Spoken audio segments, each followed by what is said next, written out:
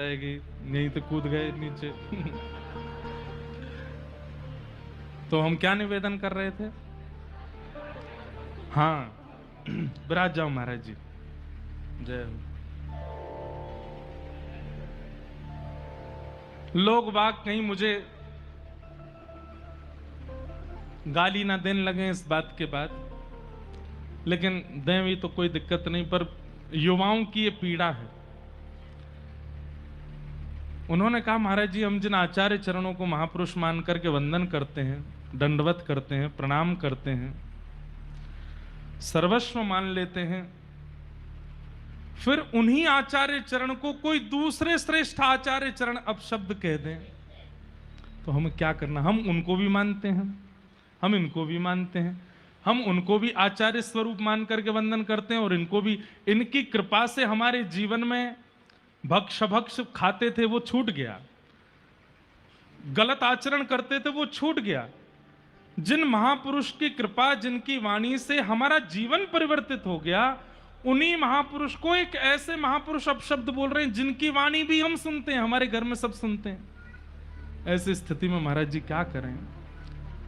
लाली बोली, कल से हमने अन्न नहीं पाया है, हम इतने व्याकुल हैं कि ये सब क्यों हो रहा है। भैया देखो, ये आपको दोष नहीं देखना है, आचार्य चरणों की सबके आपस में लीलाएं हैं। सबसे खतरनाक तो हमें लगता है कल की भगवान कौन से राक्षस को मारने आएंगे। सतयुग में भगवान आए हिरण्यकश्यप हिरण्याक्ष को मारने, त्रेता में भगवान आए रावण कुंभकर्ण को मारने, द्वापर में भगवान आए शिशुपाल दंतवक्र को मारने, कलयुग में भगवान आएंगे टेलीफोन और इंटरनेट को मारने। सबसे गंदे हैं ये। इन दोनों ने कोई नाम कल की है, आगे चल के हो सकता है क्लिक ही हो जाए, एक क्लिक करेंगे डिलीट, सब खत्म। जिस दिन पूरे विश्व का इंटरनेट बंद हो जाएगा उसी दिन कलयुग विश्राम और सतयुग प्रारंभ होगा। आपसे हमारी प्रार्थना है, कल को कितने भी श्रेष्ठ आचार्य चरण अगर किन्हीं महापुरुष के बारे में कुछ ऐसा बोल दे रहे हैं, आप उसको केवल आपसी विनोद समझो, उसको ज्यादा हृदय पर लेकर के आपको क्यों करना है चयन, कौन श्रेष्ठ कौन अश्रेष्ठ? आपके लिए सब श्रेष्ठ होने चाहिए।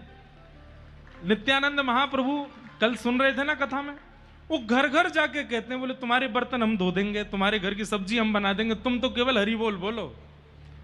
जब वे ये बात कह सकते हैं, चैतन्य महाप्रभु कहते हैं कि इस कलयुग में किसी जीव का त्याग नहीं करना, किसी जीव का उद्धार नहीं करना, सबको स्वीकार करना है। क्यों? क्योंकि उसमें जो दोष है ये उसकी कमी नहीं है, ये कलयुग का प्रभाव है। तो कलयुग है, कई बार ये कलयुग अपना प्रभाव इस भांति दिखाता है कि हमें लगता है कि आचार्यों में आपस में विवाद हो रहे हैं, हम भक्त किस राह पे जाएं? आप तो जिस राह को पकड़ लिए हो उसी पे ही चलते चलो। क्या चैतन्य महाप्रभु का विरोध नहीं हुआ था? उनका भी विरोध हुआ था। क्या श्रीमद रामानुजाचार्य जी का विरोध नहीं हुआ? क्या रामानंदाचार्य जी का विरोध नहीं हुआ? क्या कबीरदास, अरे औरों की छोड़ो, तुलसीदास जी का विरोध नहीं हुआ? मीराबाई का विरोध नहीं हुआ?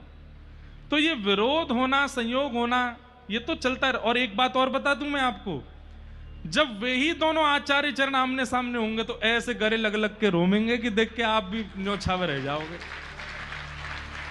ऐसे हृदय से लगावेंगे, अरे मेरो भैया मिल गयो, अरे मेरो प्रियतम मिल गयो, मेरो प्रिय। ये वाद विवाद तो मध्यस्थ लोग करते हैं और ये इंटरनेट वाले लोग करते हैं। बात तो मेरे बहुत आती है, मैं बहुत कवर कर करके बोलता हूं। अपराध किसी का नहीं है, अपराध उन लोगों का है जो प्रश्न करने जाते हैं आचार्य चरणों से। आपको ऐसे प्रश्न ही क्यों करने होते हैं जिससे विवाद बनता हो? आचार्य चरणों की कोई गलती नहीं है, हम आचार्यों में दोष देखेंगे ही नहीं, चाहे आप हमारे सामने उनको किसी भी रूप में प्रस्तुत कर दो। गलती तो आपकी है। वे तो बेचारे आचार्य चरण तो बड़े भोले हैं, उनको क्या पता होता है कि सामने हमारे कैमरा लग रहा है, ये लग रहा है, ये केवल अपने कंटेंट वायरल के लिए हमसे ऐसे। आपको पूछना ही नहीं चाहिए ऐसा भाव किसी से भी।